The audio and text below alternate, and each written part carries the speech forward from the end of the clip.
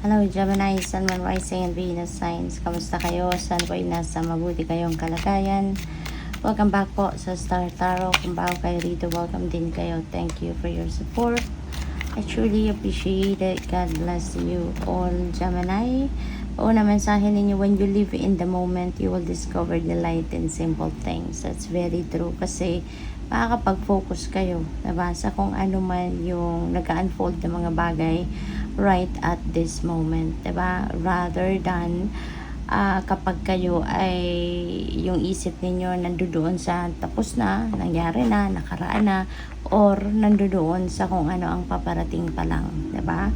Kaya kung ngayon ang focus ninyo nandito sa kung ano nangyayari sa ngayon, mas ma-appreciate ninyo yung mga nangyayari, mas ma-feel ninyo yung effect, no, ng kung ano man ang mga nangyayaring mga bagay-bagay right at this moment if you are focusing on what is happening right now. Life is what you make of it. Be brave and reach for the stars. Ayan, so maging matapang, maging matatag, at kayang-kaya ninyong marating kung ano man ang inyong mga pangarap, no? Kayang-kaya ninyong marating yung mga dreams ninyo, yung mga goals ninyo.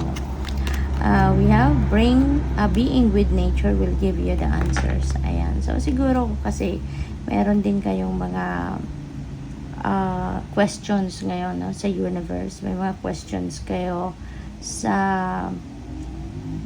Panginoon or siguro sa sarili ninyo. And iniimbitahan kayo dito na mag-spend kayo ng time with nature because doon, no, idadaan ng universe, no, sa nature elements yung mga sagot, no, sa inyong mga tanong. So spend time with nature, okay? Mag-park kayo, mag-beach, no, kung saan man kayo may access at safe kayo, then go for it. We have 3 of Michael. Ayan, release the past. Ayan, so you will grow from this situation. Time heals all wounds. Ayan, so i-let go muna, no? Kung ano man ang inyong nakaraan, Gemini. Release the past kasi yun ang kailangan, no? Yun ang kailangan ninyong gawin para nang sa gayon makapag-move on na kayo, diba? The longer na i-harbor ninyo yung sama ng loob or kung ano man ang mga nangyari sa buhay ninyo nung nakaraan, diba? Kung nasaktan kayo, mas lalo tuloy kayong masasaktan pa, mas lalo pa kayong malulow vibe, mas lalo pa kayong malulungkot, diba? Kaya mas magandang let go mo na yung inyong nakaraan at kunin mo na lang or bitbitin mo na lang kung ano yung mga lessons learned ninyo from the past. Okay? So, dito sa kung ano man ang mga kaganapan sa buhay ninyo at the present moment. You have 6 of Michael. Ayan. So, you're definitely going to move on, from this situation. Masusolusyonan mo na yung mga problema. Makakalabas ka na sa situation na kinabibilangan mo na medyo mahirap, difficult, or sitwasyong mabigat na bubog, no, or mabigat na pakiramdam. You're definitely going to release yourself from this difficult situation. Kaya malalagpasan mo na, ma-resolve mo na. You are going to see the light at the end of that tunnel. Okay? So, parang kapag nakaalis ka na rito sa sitwasyon na to, mabubunutan ka na ng tinik sa dibdib, kumbaga, no? This might require you to travel. Baka may relocation dito. Merong paglipat sa kung saan mga lugar. Merong pagbiyahe. Yung ganon. So, good luck.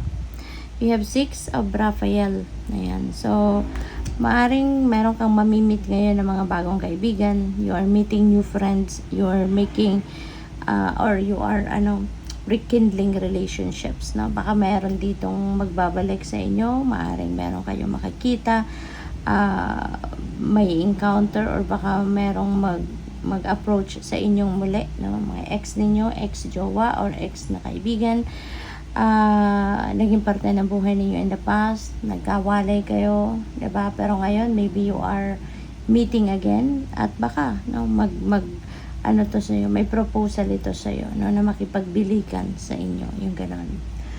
So good luck sa iyo dyan. We have Ace of Michael. This is a new beginning energy. Okay? So, mayroon ditong sisimulan kayong bagong chapter sa buhay ninyo. Okay? Pwede rin na bagong idea ito na will arise.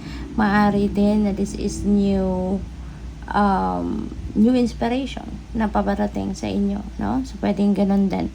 At, this is also panawagan para sa inyo to communicate clearly and effectively. Tanggalin na kung ano man yung mga blockages sa pakikipag-communicate. Tanggalin na yung mga nakakasagabal, no, sa inyo sa pakikipag-communicate with others.